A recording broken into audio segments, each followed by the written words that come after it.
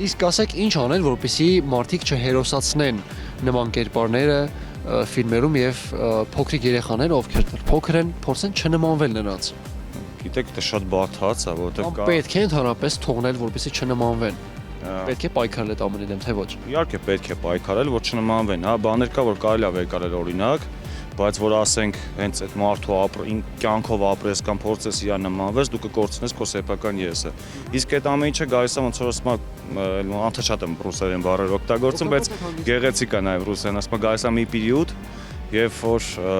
անցնում է այդ ամեն ինչը։ Մի պա եղավ Marvel-ներն էին, չէ, որ ասենք հերոսացված էր, մի պա եղավ, չգիտեմ, Jean-Claude Van Damme-ը, Sylvester Stallone-ն, սա էլ է գալու է մի պա անցնի ու գնա։ Ուղղակի պետք է մարդ չկորցնի իր սեփական ես-ը։ Կարա քաղի, լիքը բան, լիքը խելացի մտքեր, ապրելու ձև, բայց որ ասենք նմանվեց ինչ-որ մի հատ X հերոսի, դա արդեն կորցնում ես քո սեփական ես-ը, ես տենց եմ կարծում։